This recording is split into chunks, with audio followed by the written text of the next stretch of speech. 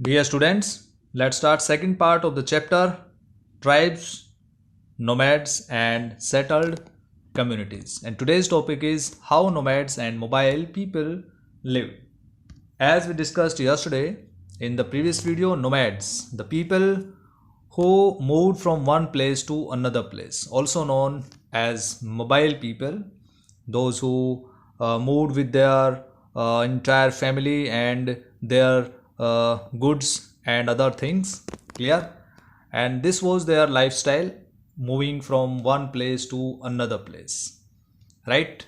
Tribal people were dependent on hunting and gathering. You can see in figure 1 bhils of MP and other parts of central India hunted deer by the night. This is the second figure. Third figure is a chain of mobile traders connected India to the outside world. Here you see nuts being gathered and loaded on the backs of camels.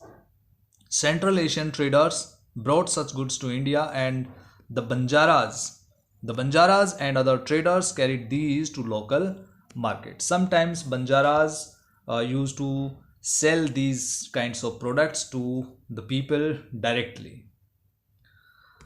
After that, they bought and sold these goods as they moved from one place to another, transporting them on their animals. The Banjaras were the most important nomads. Trader nomads. Why? Because Banjaras uh, used to carry the things from the traders and they carried these to the people. Their karma was called Tanda because all the things they carried with them of their essential commodities, daily needs, requirements, etc. Sultan Alauddin Khilji used the Banjaras to transport grain to the city markets. Emperor Jahangir wrote in his memoirs that the Banjaras carried grain on their bullocks from different areas and sold it in towns. So during Delhi Sultanate age and after that during Mughal Empire also, the importance of Banjaras have been described here. They transported food grain for the Mughal army during military campaigns. With a large army, there could be 1 lakh bullocks carrying grain. Here, nomads and itinerant groups. We have discussed about nomads people.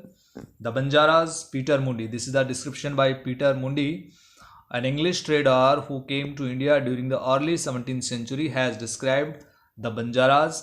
Here you can read this extract that how the Banjaras were very important and how they moved from one place to another place with the essential commodities and the particular commodity which was sold by them to the people. Many pastoral tribes. Pastoral tribes. What do you understand by pastoral tribes? Pastoral tribes or these people were the people who moved with their cattle or their animals. They used to rear the animals. Clear? They reared and sold animals such as cattle and horses to the prosperous people. Different castes of petty peddlers also traveled from village to village. They made and sold wares such as ropes, reeds, straw matting, and coarse sacks. Sometimes mendicants acted as wandering merchants. So these were like merchants, wandering merchants, those who moved from one place to another place, selling the different kinds of things. There were castes of entertainers who performed in different towns and villages for their livelihood. They used to entertain the people. This is changing society, new castes and hierarchies. As the economy and the needs of society grew, people with new skills were required. Smaller castes or jatis emerged within varnas. Varna system, we discussed about Varna system earlier, that according to Varna system there were main four categories or castes: Brahmans, Kshatriyas, Vaishyas and Shudras. For example, new castes appeared amongst the Brahmans. On the other hand, many tribes and social groups were taken into caste-based society and given the status of jatis. Specialized artisans, smiths, carpenters, and masons were also recognized as separate jatis by the Brahmans.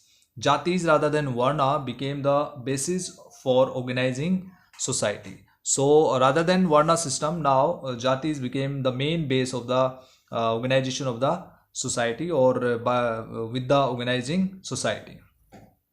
Deliberations on jati, you can find here a 12th century inscription from Udaya Kondan Udayar in Tiruchirappalli Taluka. It is now Tamil Nadu. Tamil Nadu describes the deliberations in a sabha of Brahmans. They deliberated on the status of a group known as Rathakaras, literally chariot makers. Rathakaras, making rathas. They laid down their occupations, which were to include architecture, building coaches, and chariots, erecting gateways for temples with images in them, preparing wooden equipment used to perform sacrifices, building mandapas, making jewels for the king. So different kinds of the people, those who used to make these things, and very important commodities in the society. Among the Kshatriyas, new Rajput clans became powerful by 11th and 12th century.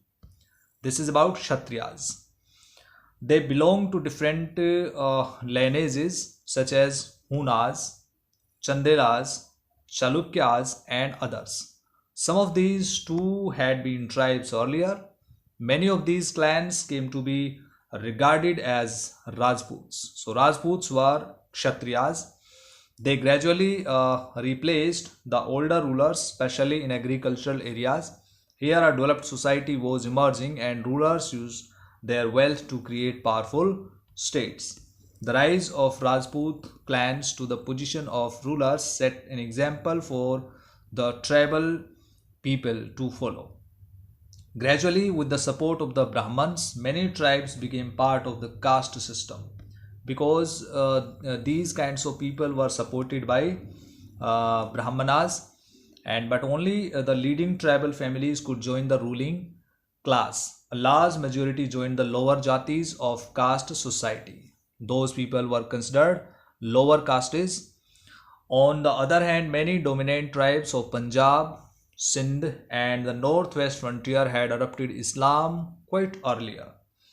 They continued to reject the caste system. The unequal social order prescribed by Orthodox Hinduism was not widely accepted in these areas, especially Punjab, Sindh, and northwest frontier. In these areas, the people did not follow the casteism or varna system that was introduced by Brahmanas, and according to the ancient culture of India, conservative thinking people like Orthodox Hinduism. So they opposed this kind of practices and thinking and ideology, and they did not accept these systems. So they adopted Islam religion. The emergence of states is closely related to social change amongst tribal people. Two examples of this important part of our history are described below. So it means in the next video we will discuss about Gonds and